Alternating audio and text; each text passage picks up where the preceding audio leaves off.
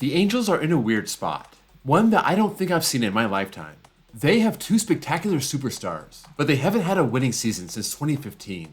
Not a single one in the 5 years they've had Shohei Ohtani. Since Mike Trout came up in 2011, they've made the playoffs just once and didn't even win a game. Their failure isn't for a lack of trying.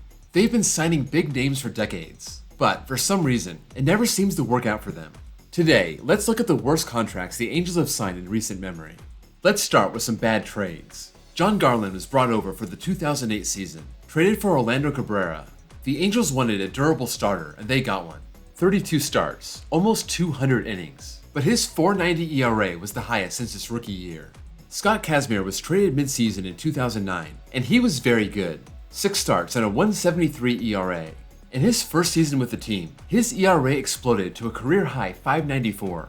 He got rocked in his first start of 2011. It was so bad that Mike Scioscia called it baffling.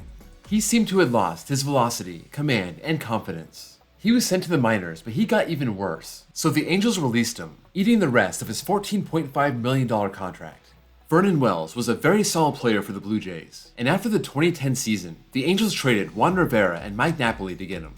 He was on a 7-year, $126 million deal, and he would be joining the Angels for the last 4 years of that contract. 2010 was his best season since 2006. He was an all-star, hit 31 homers, a .271 average, .847 OPS, .125 OPS+. In his first year with the Angels, he had the lowest batting average and on-base percentage of all the qualifiers, hitting just .218 and getting on base at a .248 clip. Wells only played 2 of those 4 years, only putting in half a season in 2012, finishing his Angel tenure hitting .222 with a .667 OPS. A couple honorable mentions. Let's start with Tim Lincecum. By the time he joined the Angels in 2016, he was on the decline. He was coming off 4 below-average seasons with the Giants, right on the heels of 4 elite All-Star or Cy Young years. Still, in 2015, he had a .413 ERA over 15 starts, so when he came to the Angels on a $2.5 million deal, they were surprised that he had a .916 ERA over his 9 starts. At age 32, this was his last season. Archie Bradley just signed with the Angels before the 2022 season, a 1-year, $3.75 million contract. Ever since his great 2017 season, he had been a solid arm, an absolute workhorse out of the bullpen. This year, he only appeared in 21 games and his ERA jumped by a full run, his highest ERA since 2016. He also broke his elbow during a brawl with the Mariners back in June. That didn't help. Julio Teheran signed a 1-year, $9 million deal for the 2020 season. This was coming off back-to-back years with an ERA under 4. In the short season, he started 9 games but had a .10.05 ERA and the Angels did not bring him back. We also have a contract that's still up in the air. Anthony Rendon. After his great 2019 season, finishing 3rd for the MVP and winning the World Series, he was one of the most sought-after free agents. The Angels signed him for $245 million over 7 years. In 2020, this looked like a good signing. He had 9 homers over 52 games, hit .286 with a .915 OPS, finishing 10th for MVP. Ever since, it's been nothing but injuries. He played in 58 games in 2021 and 47 in 2022. It was a knee, hamstring, hip, and then a wrist. Between 2017 and 2020, he had an OPS over 900. Over the last 2 years, he's been below average, 709 OPS and 97 OPS+. The Angels still have 4 years left, and if he can stay healthy, he can make this contract look decent. The 5th worst contract was Mo Vaughn. This is the oldest one on the list, the Angels signing him to a 6-year, $80 million contract. He was coming off 6 amazing seasons in Boston, getting MVP votes every year, winning the MVP in 1995. And over that span, he averaged 36 homers, hit .315, and had a .974 OPS. In his first game with the Angels, he fell down the steps in the dugout and sprained his ankle. That was a bad sign to start, but still, in 1999 and 2000, he was very good. He wasn't the player he was in Boston. His average fell below 300 and OPS below 900 for the first time since 1992, but his power numbers were right on track. This was the only saving grace for that contract. He was injured for the entire 2001 season, and he couldn't control his weight, so the Angels traded him to the Mets. They still had to pay him more than $30 million for nothing, only getting 2 out of the 6 years they wanted. The 4th worst contract was Gary Matthews Jr. In 2006, the Angels signed him to a 5-year, $50 million deal. This after Matthews was coming off a great walk year. He had a career high in homers with 19, RBI was 79, batting average with .313, and OPS with .866. Before this, he played 7 seasons for 6 different teams. Just a .249 hitter with a .724 OPS. The Angels thought the 31-year-old finally hit his stride.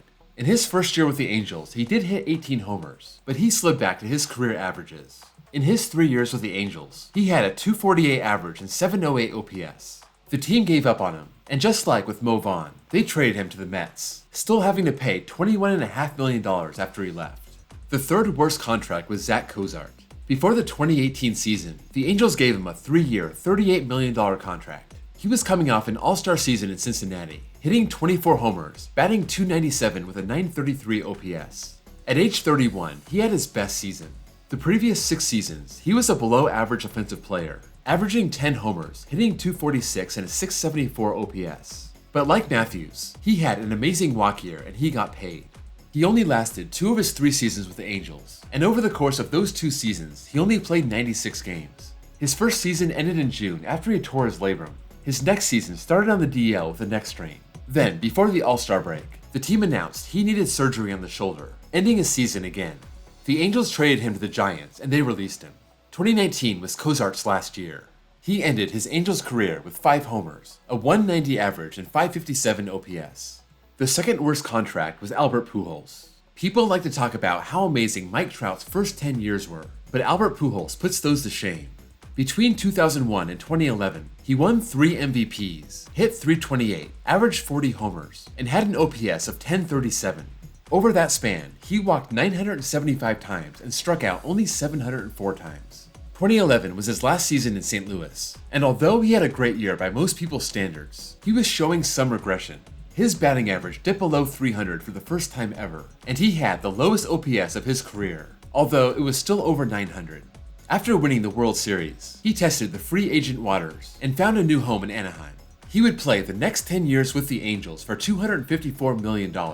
Through his time with the Angels, he had a nagging foot injury that hurt his performance and made him the slowest player in the league.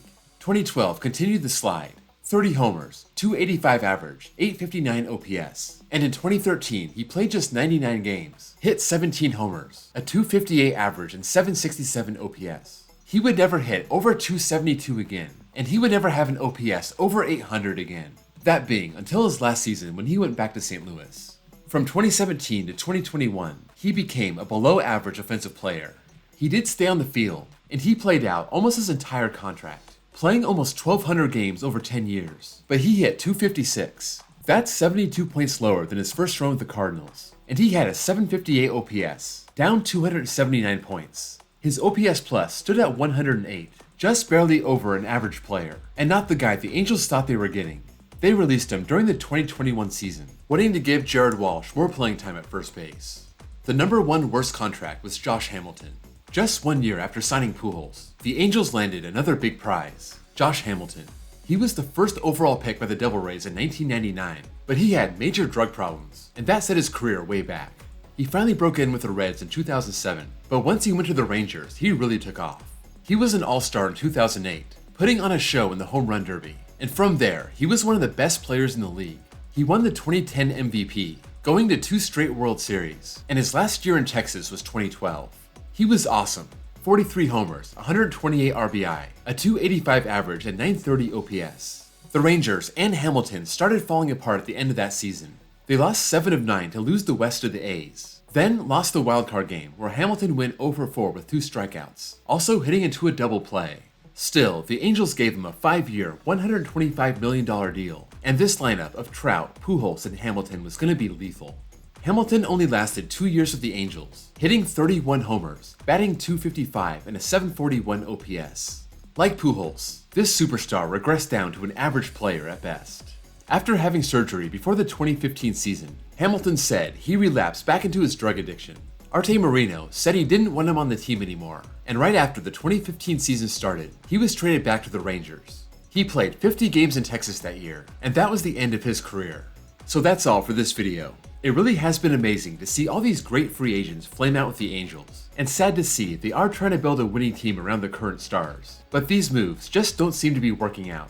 If you have anything else to add or any other thoughts, sound off in the comments below. If you enjoyed this video, please drop a like, and if you're new here and want more content just like this, please give me a sub. Thank you all for watching, and I'll see you all next time.